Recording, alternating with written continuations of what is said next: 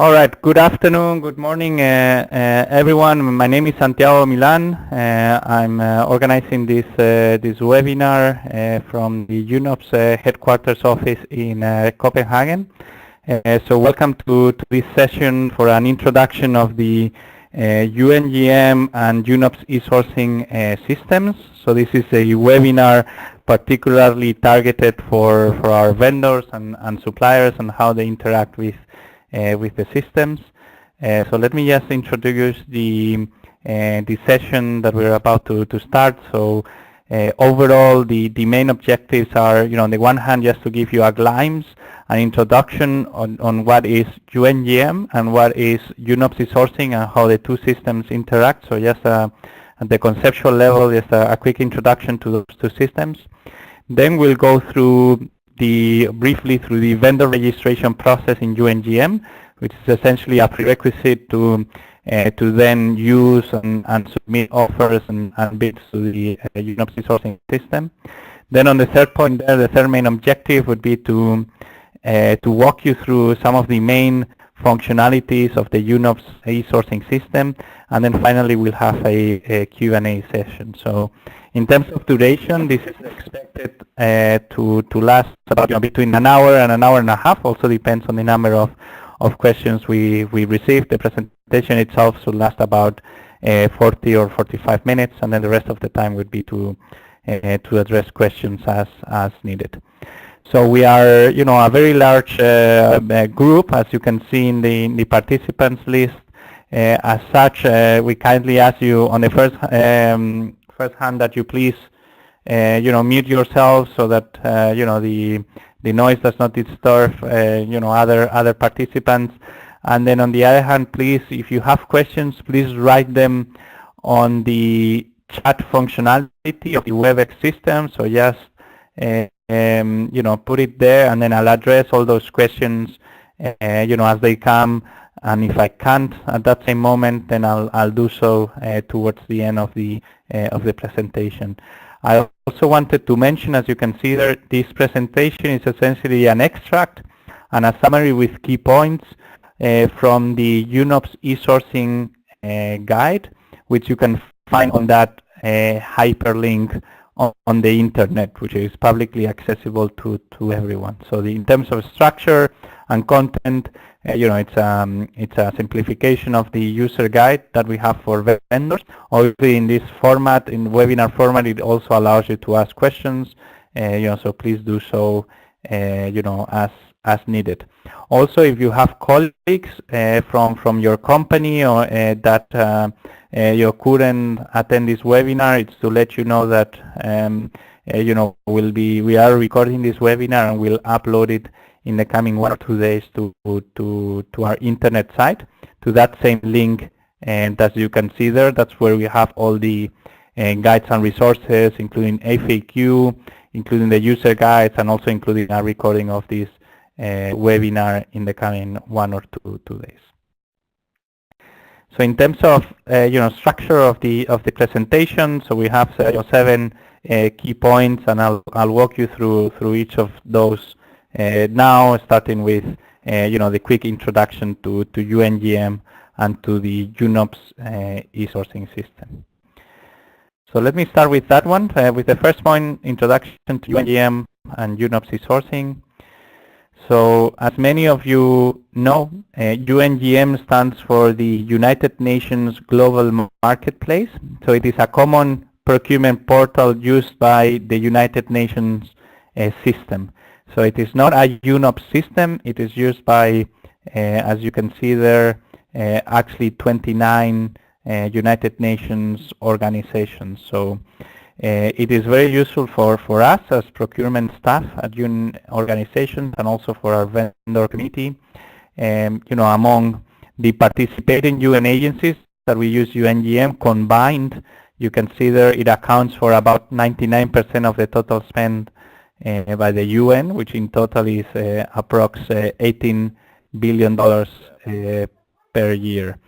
So from a participant or from a vendor perspective, UNGM is useful in that you can register with the different UN agencies, and such a registration process, it's at no cost for vendors. In addition, UNGM is used by UNOPS, but also again by many other UN agencies to post tender notices or business opportunities.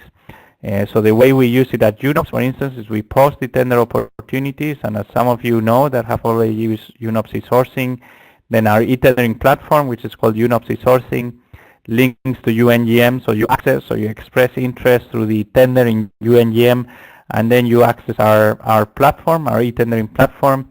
But as you can see there, UNGM is also increasingly becoming the entry point to other e-tendering platforms from other UN organizations.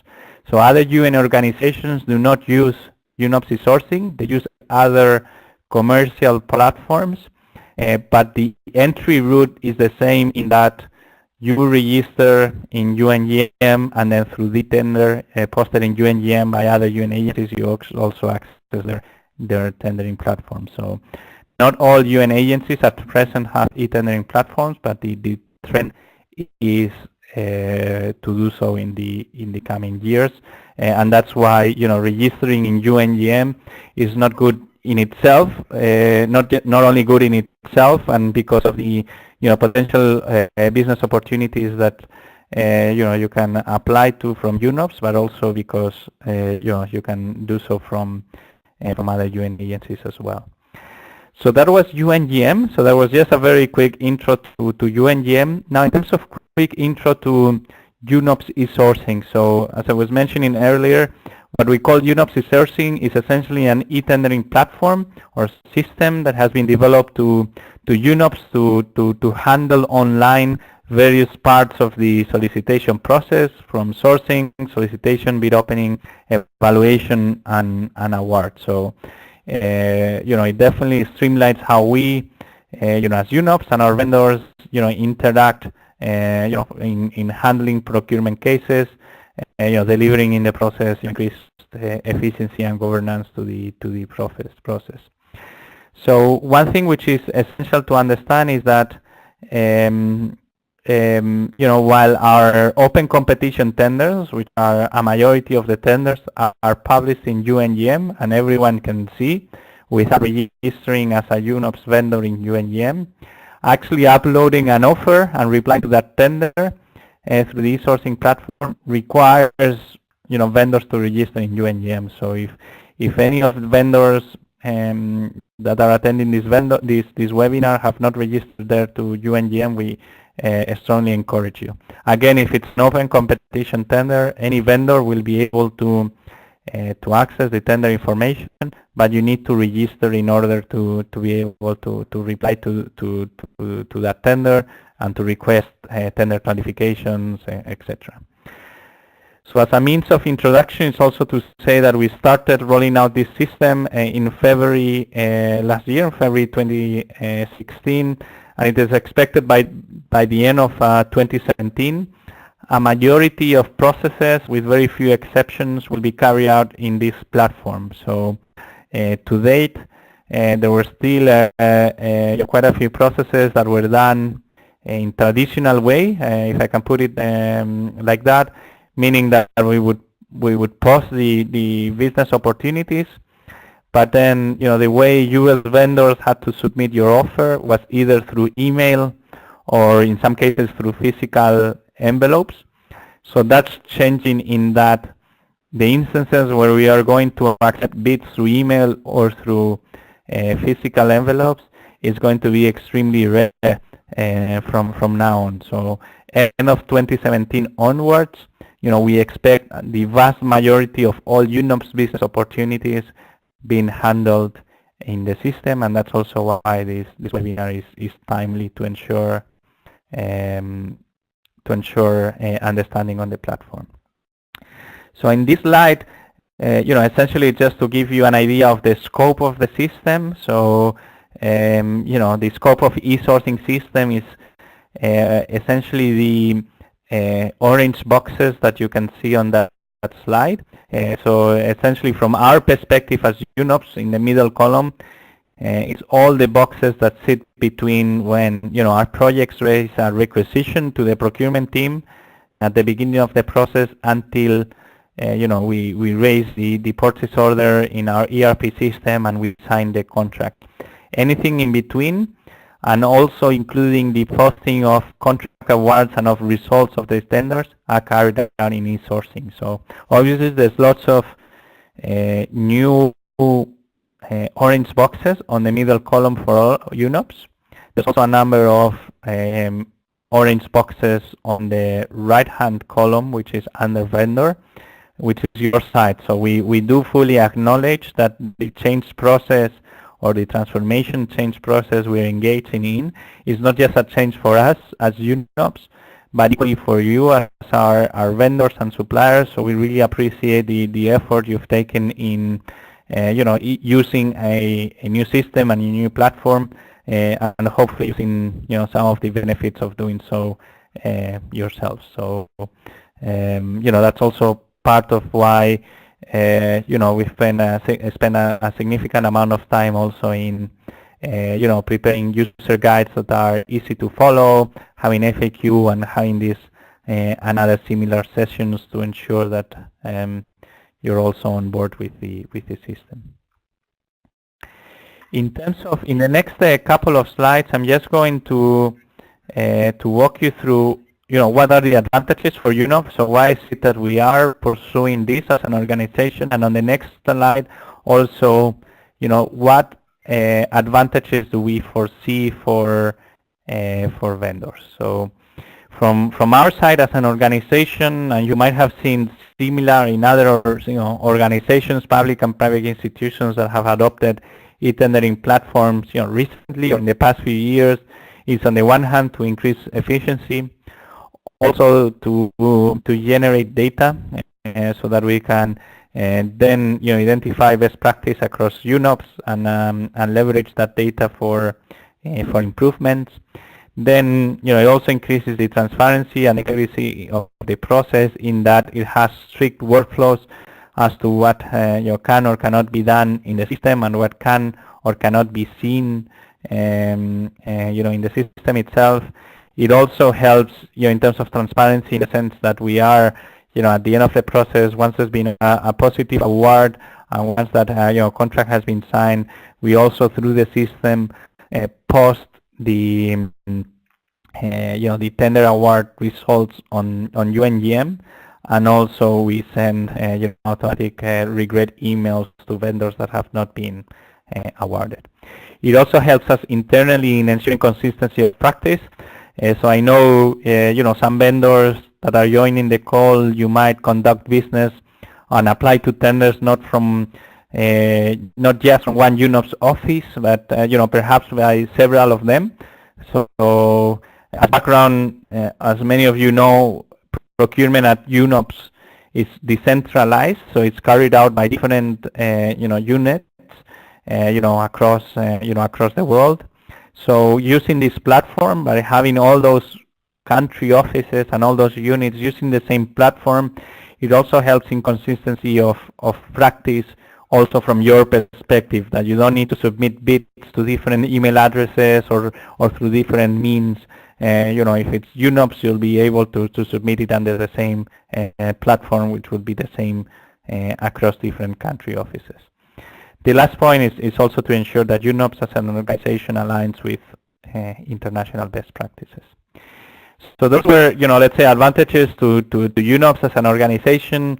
On this next slide, we cover what are the advantages that we see for our vendors, and we've actually confirmed, many of these advantages through different surveys and that we've, conducted, over the past few months, and also on different occasions we've had to interact with vendors.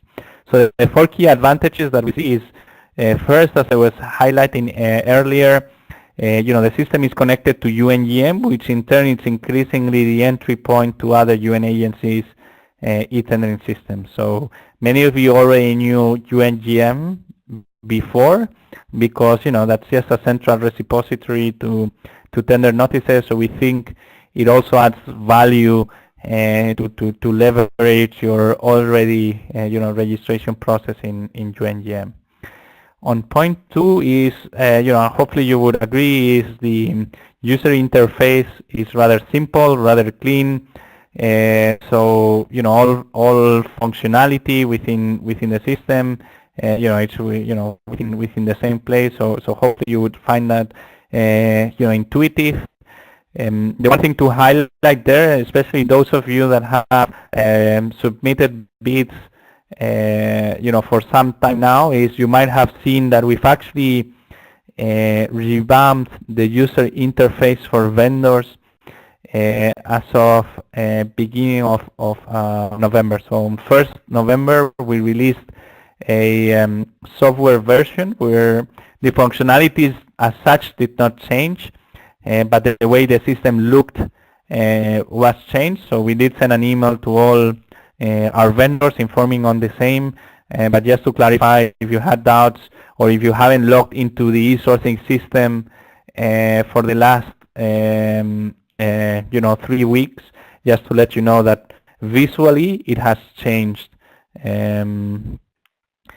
All right, then on point number 3 is you can actually, as you know, save draft responses and avoid issues to submit it in the last minute. So whether it's a questionnaire or a document upload, sometimes we ask for 5, 6 more documents to be uploaded. You can, and you have a deadline of 10 days from now, so you can always, upload partial information and then complete it as you go, so that we avoid issues that we had in the past with submissions by email, where you really had to put all the documents in an email, and then the email got late, and then we run into problems. So obviously the system has a countdown, and when the clock reaches to 0, then you cannot submit anymore. But obviously, in the time leading into that, there's a possibility for you to save drafts and to work on it. Then on number 4, and hopefully you will also agree this is as a key advantage, you can also easily track tender and submission status. So if you've done a draft or submitted a bid to any of the tenders, then you can see whether the tender is open, so meaning there's still time to apply to that tender, or whether the tender is under evaluation status, or whether it's been finalized or cancelled. And I'll go through those different statuses a bit later on, but hopefully you will you would agree that that's an important advantage for the vendor community. All right, so now moving into the second point of the presentation. So now is on UNGM itself, on how to register with the portal. So here just a quick reminder. So again, registration is critical in order for you to respond to the tender and to request qualifications or to do any of the functionality that I'll address from the next point onwards. You need to be registered. You can still see the basic details, the documents, all those things in UNGM, even if you're not registered, but registration is critical to use it.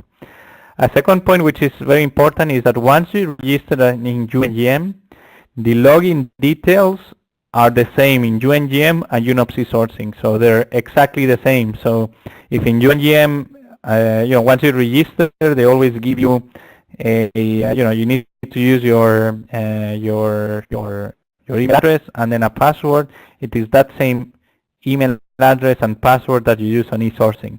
Likewise, if you need to change anything on your vendor profile, you want to add more colleagues, you can have many representatives from the vendor in the same, let's say vendor registry. You can also add there, if you want to change your password, you can do it in UNGM itself, not in eSourcing. eSourcing, we use whatever login details you have in UNGM. Another important point is that for you to access and to reply to UNOPS tenders, you only need to be registered at the basic level. UNGM is configured as such that different UN agencies use it slightly different. So the way we use it at UNOPS is that it's self-registry, meaning that from the moment that you start creating your profile until you you complete, it shouldn't take you more than 10 or 15 minutes max. So it is not dependent on UNOPS approving anything later on. It is self-registry. Registration in UNGM for UNOPS and any other UN agency is free of charge. In terms of how to register itself, so I'm not going to explain the details, very basic details, but I mean you just go to UNGM, you click the registration button, and then you can consult the user guides with details. So it essentially will walk you through through a number of details you need to provide in terms of contacts, address, countries or areas of interest. Which category codes are you interested in, etc. So I think the registration process at UNGM it's quite easy, but you also have your user guides to help you through that. One thing which is important is that if you're already registered and you can already access UNGM, one thing that is important is that there's a tab called Agencies. Please ensure, and that it says, which UN agencies are you registered with. So there's about 30 UN agencies that use UNGM. It could be that you are registered with UNOPS and not with UNICEF, or vice versa. So if you want to use the UNOPS eSourcing system, please ensure that in that tab called Agencies, it says UNOPS, and it says registered as UNOPS. If not, then just go back and select UNOPS, and again it's self-registry. We don't need to approve anything from our side, but unless it shows that you're registered with UNOPS, you will not be able to apply to UNOPS standards. This is another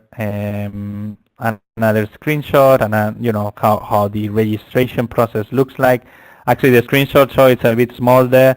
But that is actually replicating the agencies or agency submissions tab from your registration profile, and it is there where it should say UNOPS. Again, the screenshot is a bit small, but it is on that where it's in that red square where it would say UNOPS and the other UN agencies that you are registered there. So just be sure that that information is complete.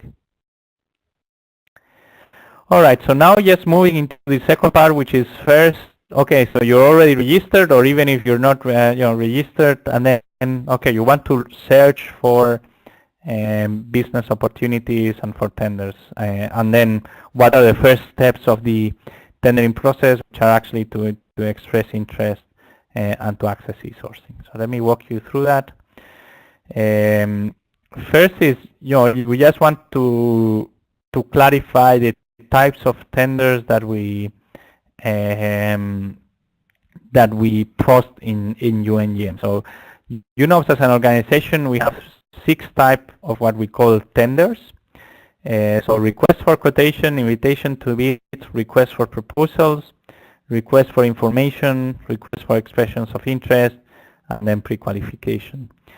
So the first 3 are actually called for tenders, meaning that in an RFQ, ITV, and RFP, we are putting already the business opportunity, the specific business opportunity as a tender, and we are already asking for a bid and an offer. So we're asking already you to put in your price for that business opportunity.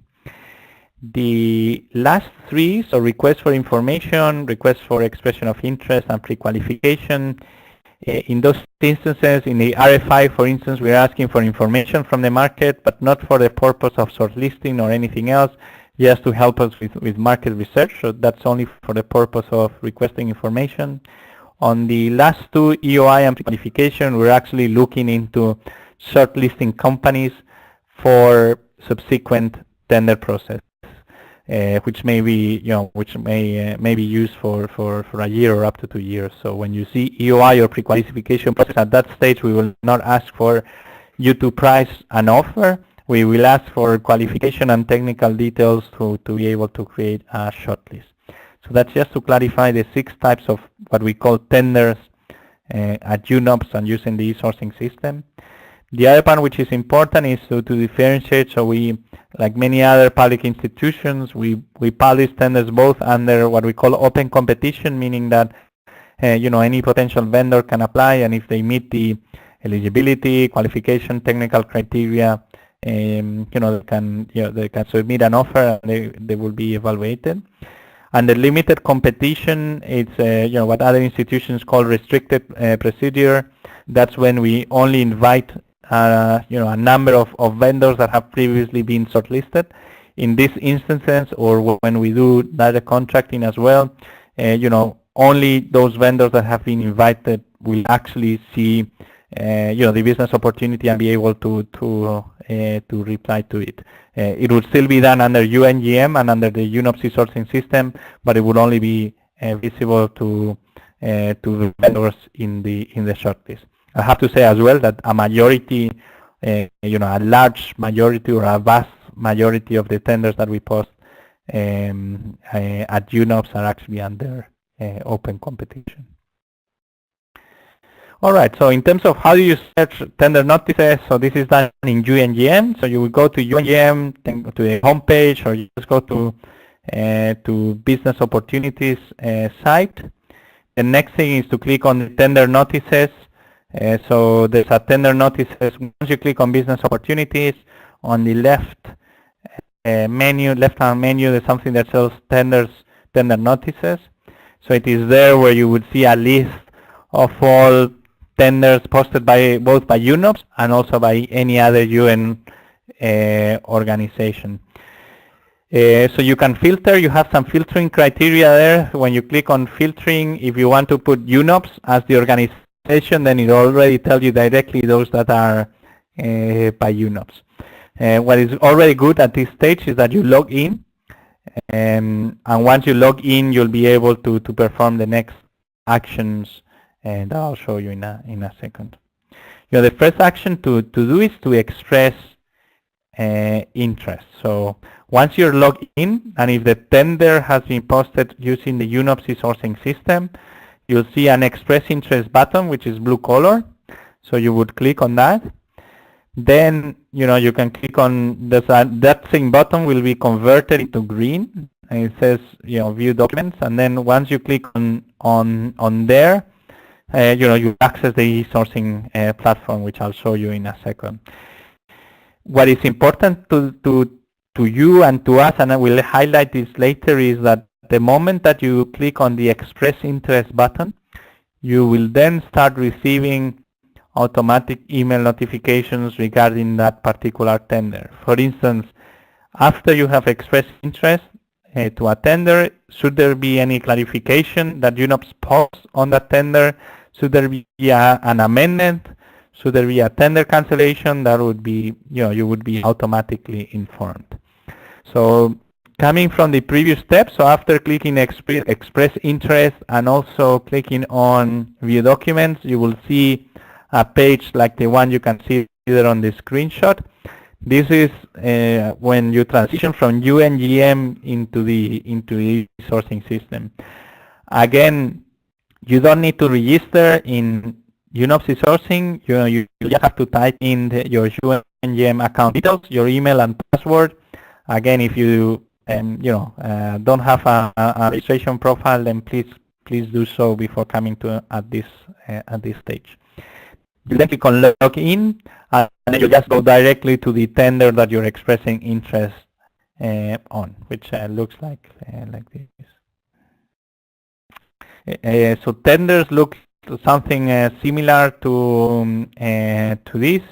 So there's a number of useful things on the screen. I just want to walk you through that. Obviously, in the user guide that I referred to at the beginning of the presentation, you have further details on that. But on point one, essentially, it's the home page where you can see the list of tenders that you have expressed interest on and what is their different stages. On point two, you can see any automatic email correspondence, between you and UNOPS using the platform. On point three is where you can access any help associated to the platform. So there we have the user guides, the contact, the help desk. So we do have a help desk for technical questions, which you can also use. And then you can also switch the language, to either English, French, and Spanish. That's in point 4. On point 5, it just says your account details. So, which is your email address. On point 6, you see the time. And one important thing to understand is that because UNOPS, like other UN agencies, we work in many countries at the same time. Our platform only works in one time. That's to avoid confusion amongst time differences or different time zones across the world that in turn change at different moments in time in the year.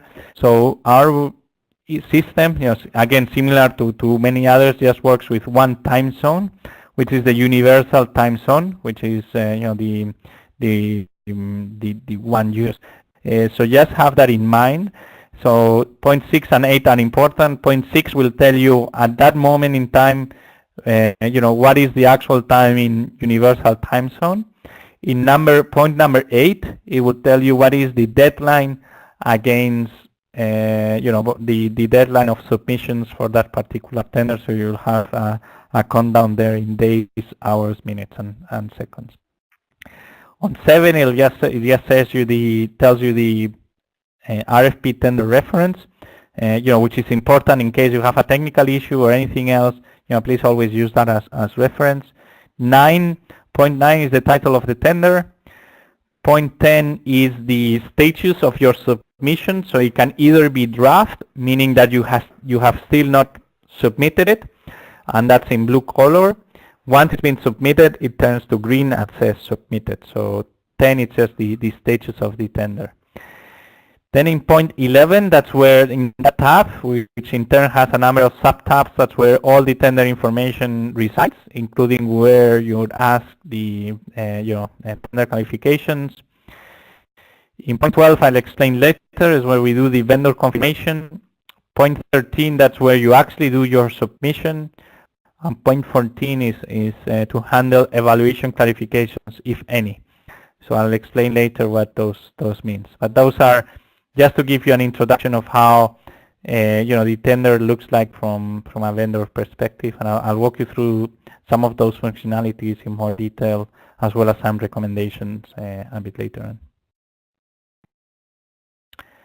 All right, so actually here in this point 4, section 4 of the presentation, we're just going to walk you through the main functionalities of the eSourcing system. So here we're going to talk about 7 key functionalities, which you can see there, and I'm going to walk you through the details of each of them.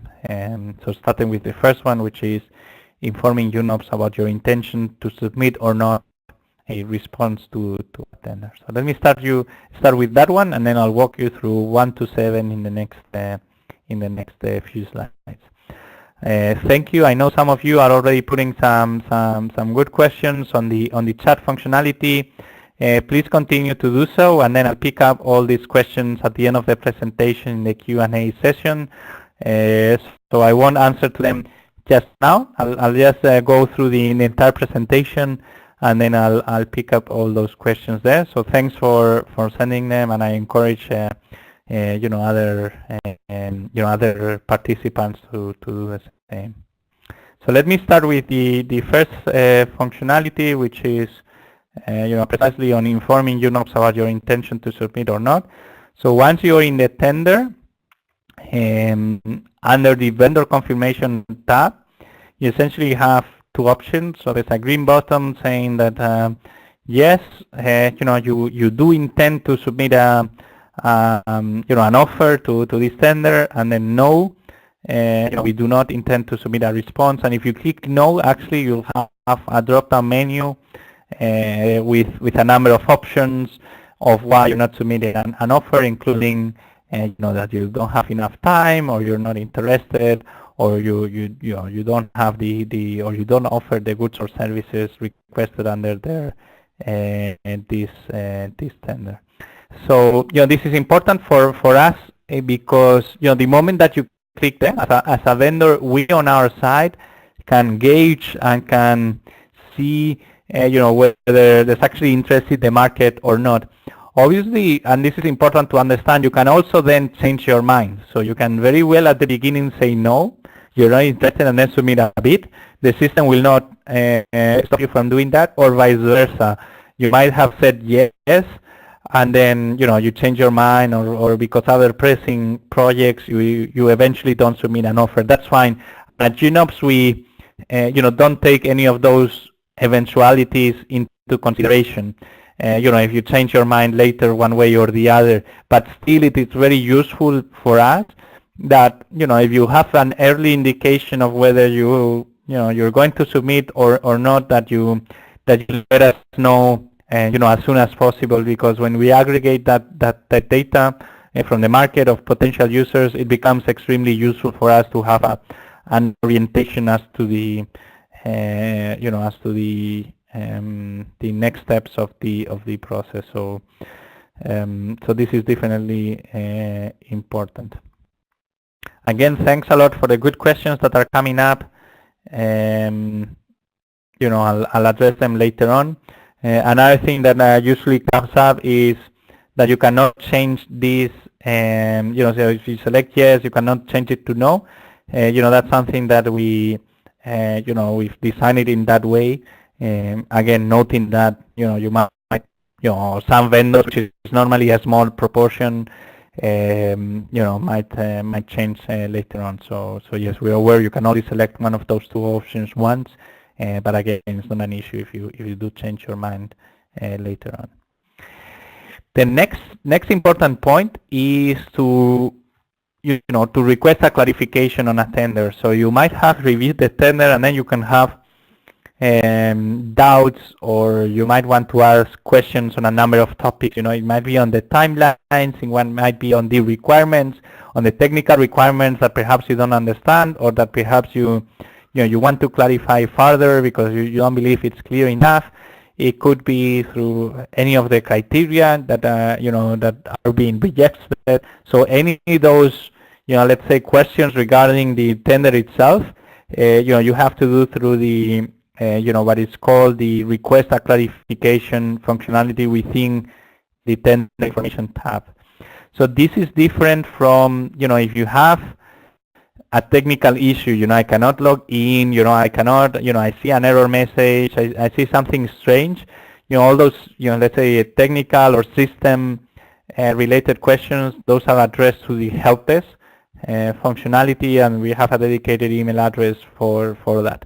This tender information and request clarification functionality, those are addressed to the colleagues, the UNOPS colleagues managing that tender, and those are for questions related to the requirements, criteria, or other topics specifically related to the tender. What is important as well is that if you go to the tender information tab under general information, the tender has two deadlines. One is the deadline for submission, so at the latest moment where you can submit your offer in the system. The other thing is there's a deadline to request clarifications. So obviously the deadline to request clarifications, it's always before the deadline for submissions, but just have that in mind. So the system is designed so that if the tender, the deadline of clarifications was yesterday, 20th November, then today you would not be able to request a clarification. So upon reviewing the tender, if you have any clarifications or doubts that you want to put through to the UNOPS teams, just please do it before the clarifications deadline. Just to reassure you, any questions that you ask through this functionality are only seen by yourselves on by UNOPS.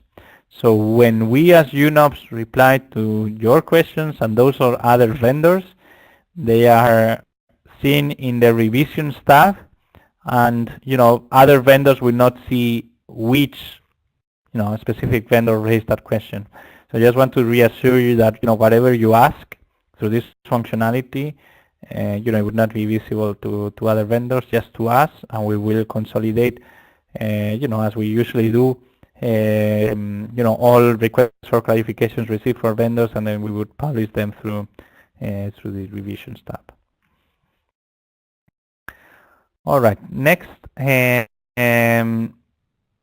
functionality is obviously how to submit a response to a tender, so how to prepare your bid or your offer. So again, this is just a quick highlight. You have plenty of details in the user guide, but usually our tenders are built so that they request 3 pieces of information in 3 different sub-tabs under the vendor submission tab. So there's questionnaires. So that's an online form where you are requested to fill in some information.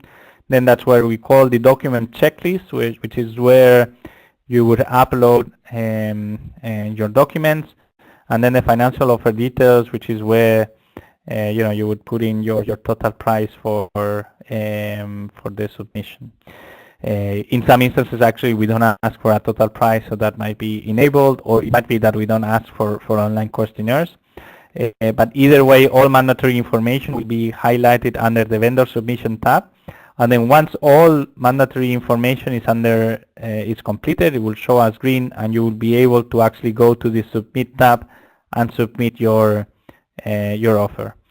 So once you've submitted your offer, you will then be able to edit it, etc., provided it's before the deadline. So that warning sign there will tell you, okay, that something is missing, and that you must provide that until you, or else you would not be able to submit it. So please do review all these details in as much advance as you can, just to make sure that you have sufficient time to, to prepare and to build your offer. There's some instances where the tender has lots. We're not covering this in this presentation. Just be aware that if the tender has lots, can have 3, 4, 5, 10 different lots. You need to first choose, within the vendor submission tab, which of those lots, which could be all or could be just, some of them, are you actually interested in applying, because that would then determine what mandatory information you need to submit. The other thing, which is important, is that if you submit vendor response before the deadline, just to reassure you that you actually have no access to that bid until and unless the deadline comes and that we do the bid opening. So if you, for whatever reason, submit a bid and before the deadline you withdraw it, we would not have access to any of those details. So again, please don't wait to the last minute or to the last second to submit your bid, because when there's 0 seconds left, then obviously it's too late. So please don't wait to the last minute. As UNOPS, we cannot, or anyone else cannot access any details of your bids beforehand. So there's no reason why you should wait to the last minute. Then on point number 4, something which is perhaps not used a lot at UNOPS, but technically it could be, is how to submit an alternative offer to a tender. So only if specified in a tender particular tab. Only if that's the case, then the system will actually allow you to submit an alternative offer. And so you would not be obliged to do so, but you could, you could in some instances, if requested, submit an alternative offer, which means offering a second, offering compliance with the requirements, and then we would consider in both your original and your alternative offers. And so there's some explanation here and much more in detail in the user guide on how this works. All right, in point number 5 is how to view, edit, and withdraw a response to a tender. So this ties in with what I was mentioning before. So once you've submitted a tender under the vendor submission tab, so your tender will look all green, so in status submitted. So that's because you've done it before the deadline, so you've submitted it. But then you can, change your mind or suddenly realize, due to a clarification or due to internal changes within your organization, that you want to change slightly some elements of your submission. So you can do that. So you just need to go to the Submit tab and then click on the Withdraw Submission tab. So once you do, the tender will change to draft status in blue, and means that if you want to change something, you could. So you can replace the document, you can replace the answer in your questionnaire, or you can change your price that you're going to offer, and then you just need to make sure you click again on Submit to ensure that it goes back to submitted status. Again, as I highlighted earlier, changes or withdrawals to your submissions are only possible before the deadline. After the deadline comes, if you have submitted a bid, it becomes locked in the system and you will not be able to change that going forward. All right, in point number 6 is, okay, those were, the previous points were things that were happening while you were preparing the tender, but after you show your bid, so after you've submitted, then we will do at UNOPS, we'll start doing the evaluation process. It could be that, in the process of doing the evaluation, we have questions to ask one or more bidders on your offers. If that's the case, we will also use the platform. And when we do, you will receive an automatic email notification saying, UNOPS is requesting a clarification of your tender with a hyperlink. Once you click it, you will go to the evaluation clarifications tab, and it is there where you'll be able to reply to that evaluation clarification. So please ensure that you respond timely to such clarifications if requested. It might also perfectly be that everything in your offer is clear and that no questions are asked. So please don't expect always for us to raise clarifications. It's actually not even that frequent. Yeah. So it may well be that everything in your offer is clear and that we don't see a need to raise any clarification during evaluation. The last functionality there is on how to check status. So if you go to either the Home tab or if you go to My Tenders, you will see that the tenders appear in 4 different colors.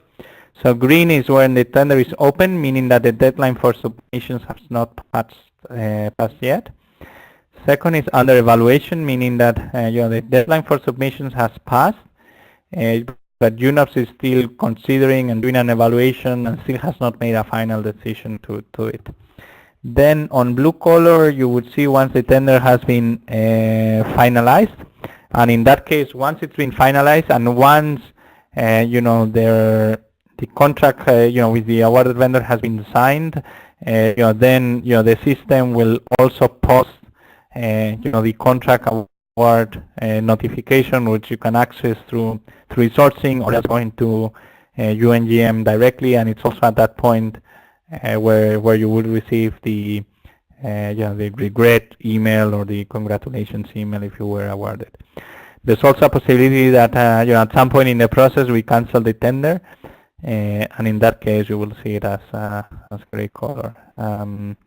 Again, so you would receive automatic email notifications upon upon finalization. So hopefully that's one of the areas where you see value in using the tool. You can also if you don't want to log into eSourcing because our contract award information is public, you can also follow that link on UNGM, and you would see the details there as well as which tender reference it refers to. All right, good. So we're close to finalizing the presentation as such. Here I just wanted to wrap up and to mention a few of the key recommendations we have for our vendor community. And I've probably one way or the other mentioned these points before, but we think they're important, and we wanted to walk you through them as well.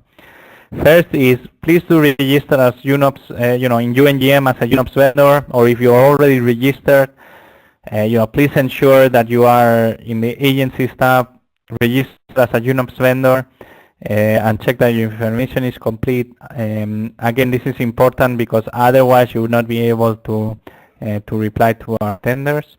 Point number 2 please do express interest in a tender. So please log in and click on express interest. Again, that's the moment you do, and thereafter, the system will send you automatic email notifications when there's clarifications, amendments, etc. So besides taking a look at the tender itself, please do express interest, because even if you change your mind later, this will help us.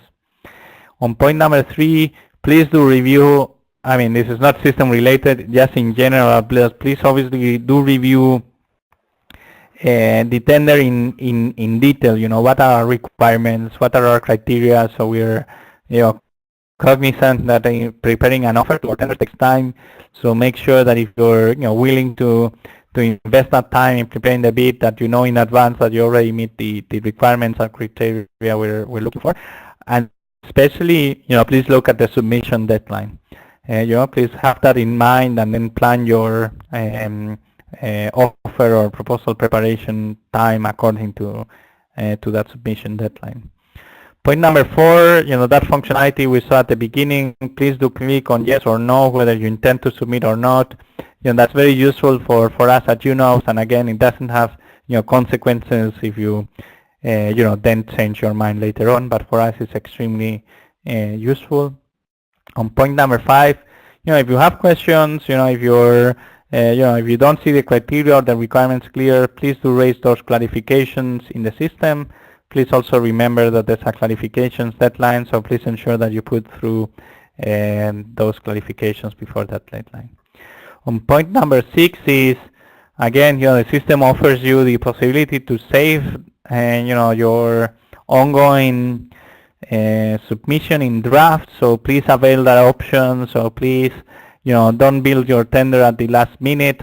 If you already have documents that are clear, or answers to questionnaires that are clear, please start to upload them, to save them. You can always change it a bit later, but please don't wait to the last minute to conclude everything. Then on the last point is, if we do ask evaluation clarifications, and again, this might not happen all the time, then we kindly ask you to please answer on a promptly and professional manner to those clarifications, as it will help in ensuring that the evaluation process is completed on time. Then the last point is just to highlight some contacts and further resources on UNGM. Obviously you can access the website www.ungm.org. So that's the access to UNGM. You can also see help and FAQ on the UNGM website. As you can see, there is the same finishing by public and then help. And then on the UNOPS eSourcing system, so you can see more about UNOPS itself in UNOPS, but then on UNOPS procurement in that other link, and in the UNOPS eSourcing system, or our help guides, FAQ, videos are on that link there. We also have, as I mentioned earlier, a help desk, which is eSourcing@unops.org. So this help desk is used only for the purpose of addressing technical or system-related questions. It is not to resolve questions on specific tender requirements or criteria, which would be addressed through the tender clarifications process.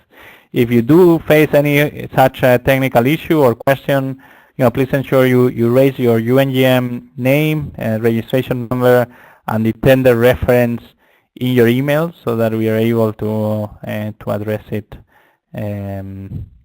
better. So that was, in essence, the presentation we had prepared for today. But we still have a few minutes to go. So what I'm going to do now is I'm just going to look at the chat functionality and go through the all the different questions. I can see 10 or 15 questions that have been raised so far. Meanwhile, if anyone has any further questions, please put or comments. Just please put them on the chat functionality, and also address them a bit later. So let me just go, starting with the first ones we received a bit earlier on. First one was actually not a question, was actually a comment. Thanks. system is very easy to use. You're much better than some of other UN agencies that we've tried. So thanks for that comment. We appreciate it. So thanks for that. The other one is an actual question. Next one is, under what circumstances would a tender be under limited competition, and how are the potential vendors chosen in this circumstance? So there I would refer you to our UNOPS procurement policy. If any of you just go to any search engine and you put UNOPS procurement manual, it will show you, it's available on the internet, what our procurement policy says. There's a chapter there which talks about limited competition. There's a number of instances where we do limited competition at UNOPS, and again, similar to other public institutions, which they call it restricted procedures, for instance. So one typical case is for when we have already carried out an expression of interest or a pre-qualification process before, where it is already openly advertised that we are seeking to establish a shortlist for one or various tenders. So that would be the biggest use case. So there's a number of instances where we do limited competition as well, and those are again explained in our document policy. But the typical case is where we've already announced, publicly a request for expression of interest or pre-qualification process, and then as a result of that, we use that shortlist of vendors, pre-qualified to do, either one or multiple tenders over a period of time, depending on the specific process. But thanks for that question. That's also a good one. Moving on, can I have a copy of this presentation? So we will be posting recording of this webinar on the help section that I mentioned earlier, and then I'm going to put here on the webinar again so that you can see it clearly. So if you go to towards the end of this slide where it says https eSourcing.unops.org, and then the /help guides. If you go there, you can see various materials. You'll see the user guide, you'll see the FAQ, and also as of tomorrow or a couple of days from now, you'll also see a recording of this webinar. And this is also to mention you that in the next few weeks, we will be creating and posting in this same help section of eSourcing on the internet a number of very short videos on how to perform specific functionality of the system. So we do encourage you to check the help site on the next few weeks. As we're hearing your feedback, we realize that user guides have certain limitations, and in some cases it's actually more useful to see a little video of how specific tasks are being performed. So please watch out in the coming weeks as we'll also be posting those very brief videos on performing some tasks, in addition to a video on the recording of this presentation, which we'll put shortly.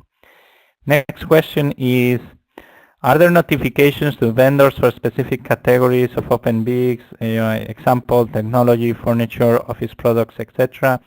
There the answer is UNGM has a service called Tender Alert Service, TAS, Tender Alert Service.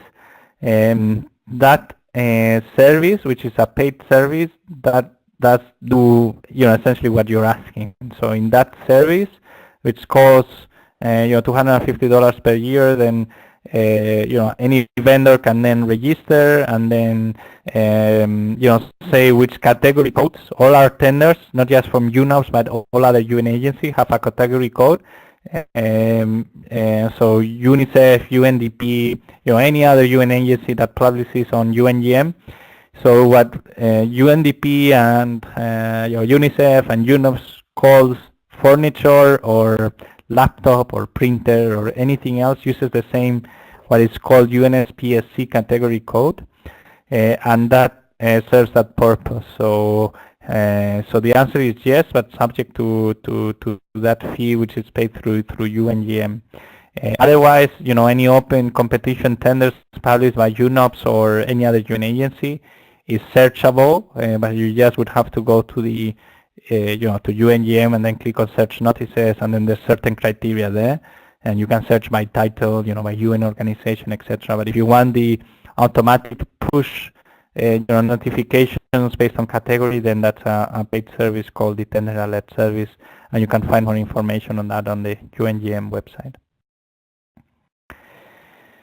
Okay, there's another question saying other UN agencies are also using their own eSourcing platforms, whilst another UN agency, which I'm not mentioning here, does not use it at all.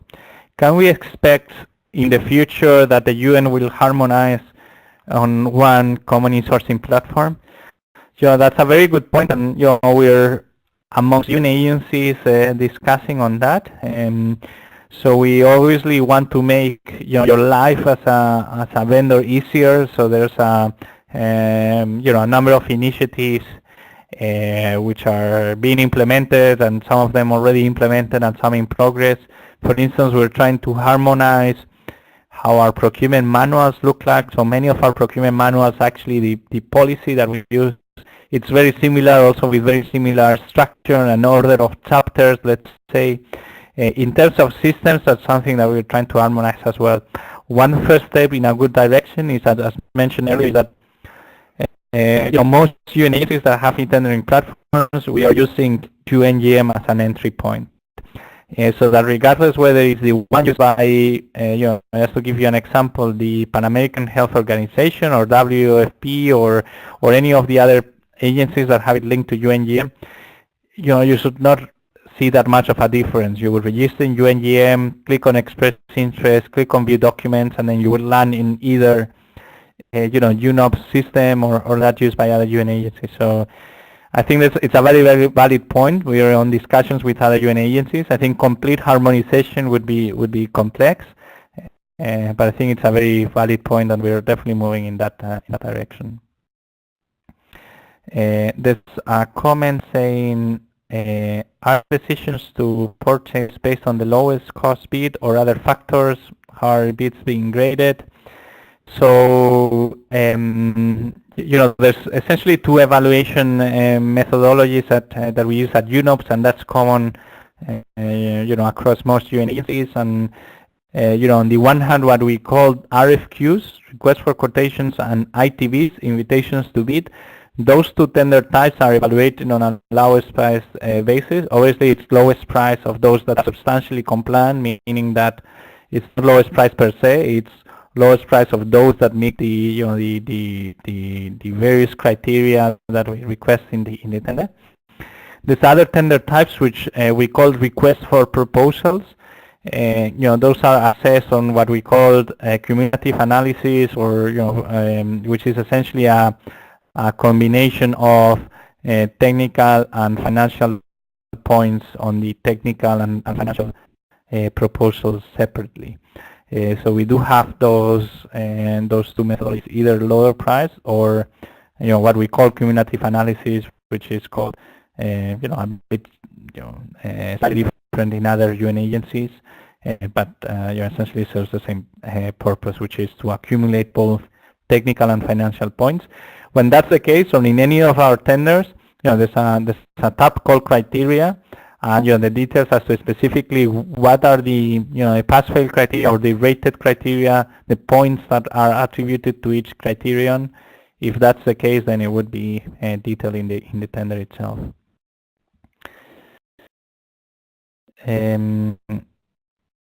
There's another question: will an RFQ or a tender state if alternate brand units with the same required specs be accepted, or the exact request model numbers only? So yes, it is actually very rare that UNOPS asks for a specific brand. It could be in instances where there's a requirement for standardization. So, but in most cases we don't ask for specific brand and models. It could be again normally subject to standardization because our our internal or external client has already some of those equipment in place. But those details would be explained in the tender itself, so it is there that you would see it. How can I delete an expired tender from my tenders list that I did not bid on? I mean, you cannot, if you did not bid on, you will always see it as draft. So it's not that you can delete it as such from your tender list, but you can always filter by status. So if you only want to see those that are submitted, you can always filter, and you can filter by status, by date, etc. But it's not that you cannot delete it as such from your list. Again, the fact that it's in draft, or that you started and then you never submitted, or that you submitted and you withdraw, it does not mean that we as UNOPS can see any of the information you put in there. If you didn't submit, then we cannot see it. But you cannot, let's say, remove it from your viewing list, but you can filter it out if needed. Next question, is there a deadline date to receive notices of an award or regret letters after a bid is submitted? So no, I mean, there's no, let's say, official deadline that cross-cuts across all UNOPS tenders, but you can have a good, let's say, a good orientation on the date. If you go to the particulars tab, there's usually something that says, tentative contract award date. So that should give you an early indication as to where would we be looking at awarding the process. So it's only when the process has been finalized, either with an award or if there hasn't been any result. So it's only after that entire process when the result would be published and the automatic notifications be submitted. For technical tenders, is there a functionality to receive the specs on a European or a US metrics or specifications? So, I mean, that's not done by the system itself. So, yeah, normally our tenders, if they're in, they're usually issued the specifications in the predominant, in the predominant way of working in that specific country. Obviously, if you have any doubts as to, you're not familiar with that, specific, metric, you can always ask it through a tender clarification. But in general, they're only used with the predominant, metric in the specific country of where, with those goods would be used. All right, next question. What information should we provide for the contracts that we already have with UNOPS under questionnaire? So, if it depends on the questionnaires, but if there's any specific question that asks you about past contracts, at UNOPS, then make reference to the contract reference, to the date, and a very brief summary of when and where was that contract executed. So it is not always that we ask for such information, but if so, please just put the details that are being requested. Next question. Even if expression of interest tab and the deadline date is for submitting the tender and not by you have to request interest, right? Yes, the deadline date is for submitting the tender. Exactly. So I was having some troubles in understanding the question. So the deadline for submissions is as to when, that's the deadline for the latest moment at which you can submit an offer to the tender. Obviously, that's also correlated with the expression of interest. So, once the deadline passes, you cannot express interest on the tender and access it.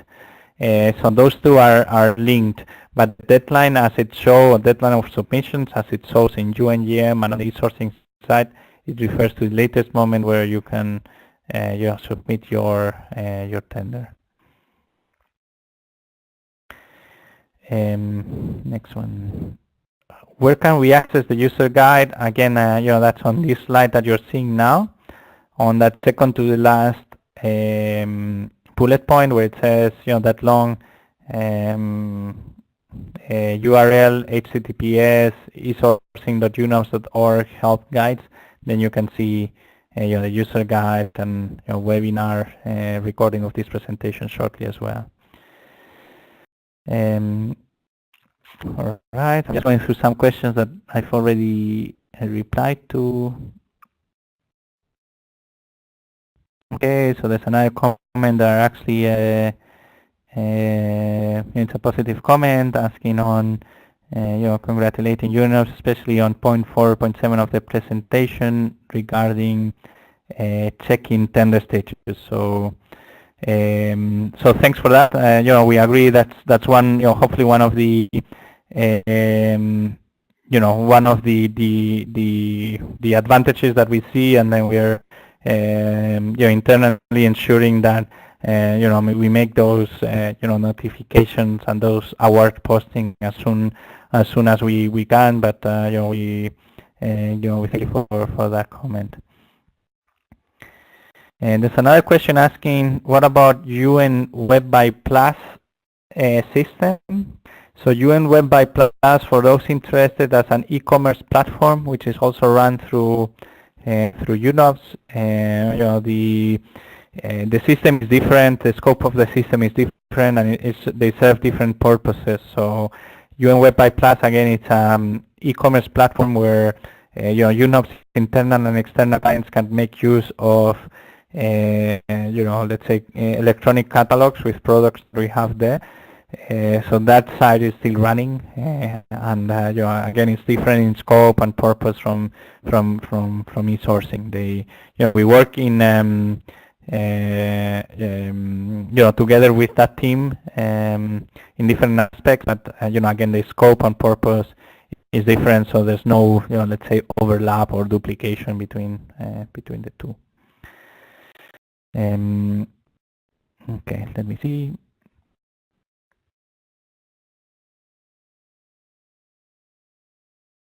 Okay, another question is, can an organization register multiple users to bid? Yeah, so under one organization, in the contacts tab, so under one, let's say vendor profile in UNGM, you can have as many contacts as you wish.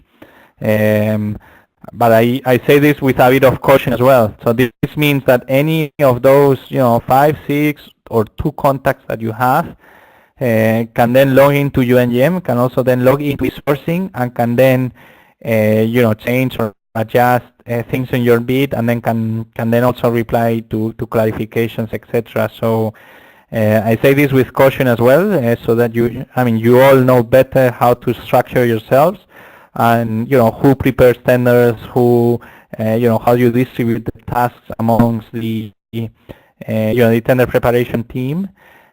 So that is up to you, but technically yes.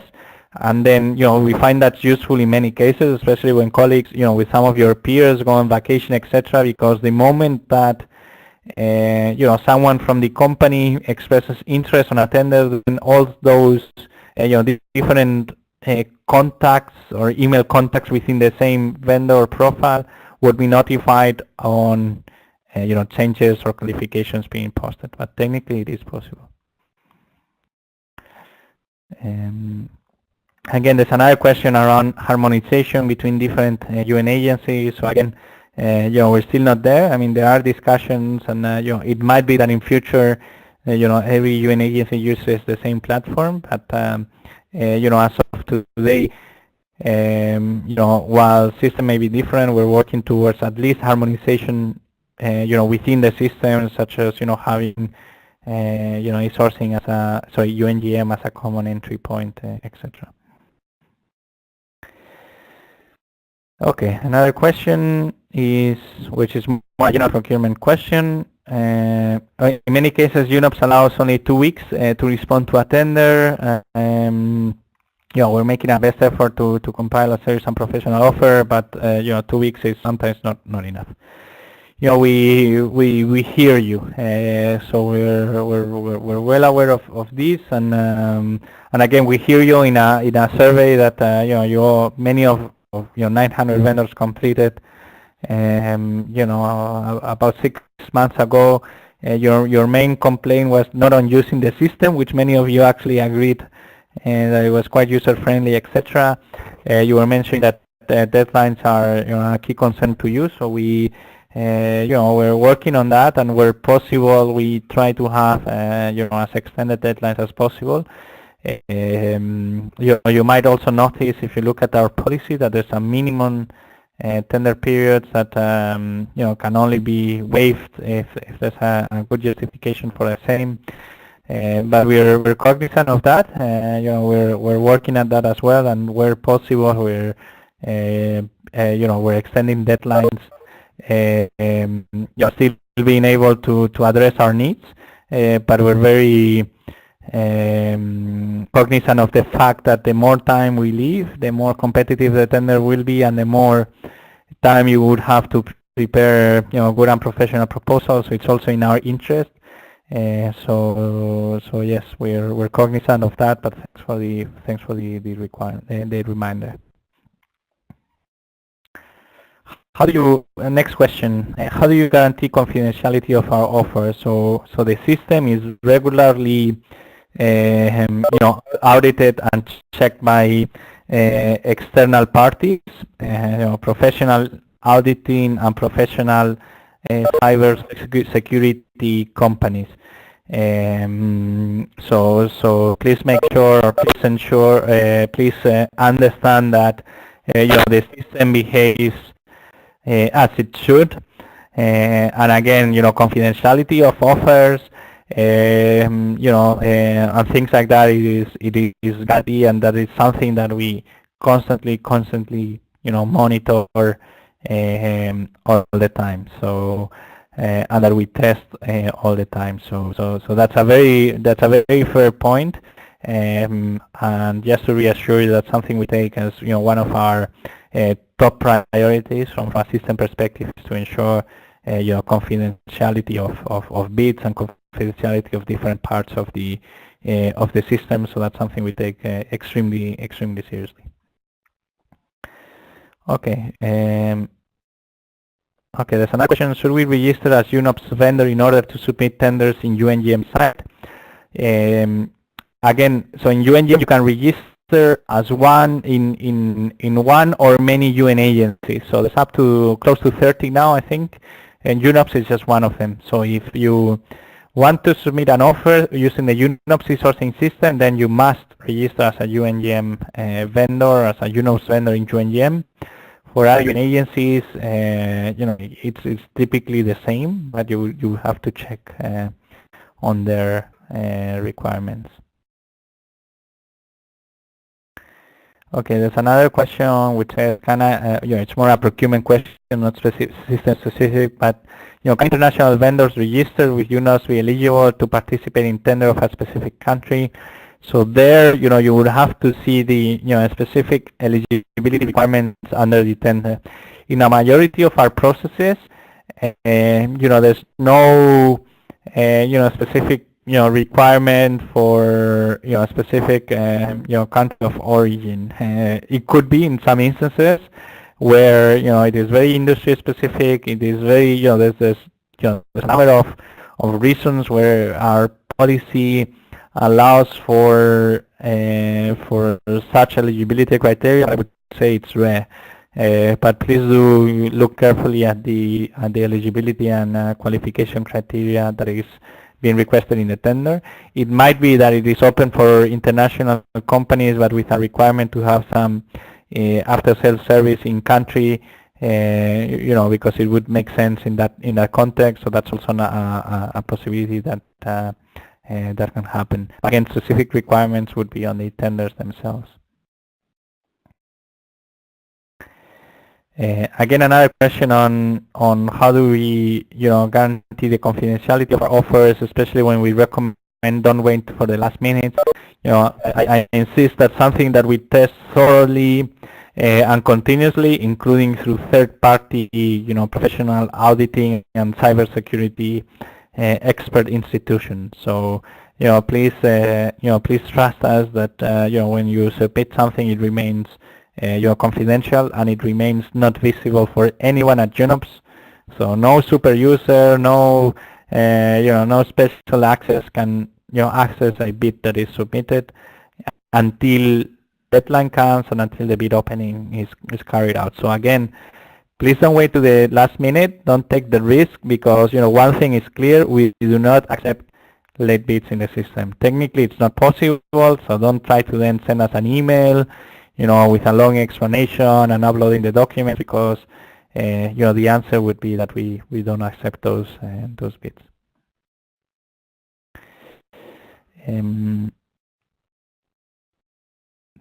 Another question: when a tender is issued in a language such as French, will a translation be available, or your own responsibility to have translated?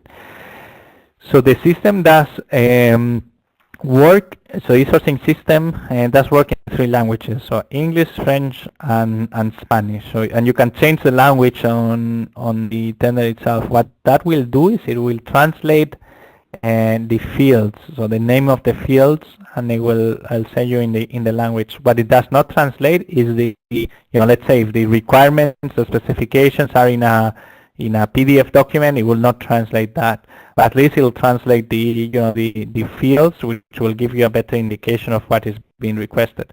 One thing that is important, and normally in the particulars tab of the tender, it explains which language or languages do we accept in in your offers.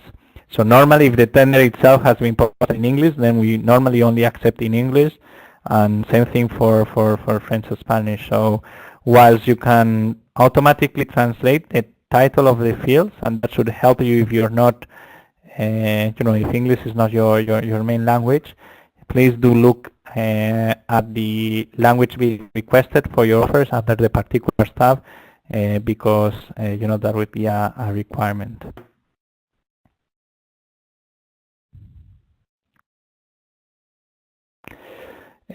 So there's someone saying, I've just registered on UNGM, and when I search for tender notices on UNOPS tenders, there's a message that says you cannot express interest to this tender for the following reason: your company is not registered with UNOPS. So again, in that case, please go to your vendor profile in UNGM, look for the agencies, and see if UNOPS is there. It probably isn't. So just go back to your profile and tick. So select UNOPS and resubmit.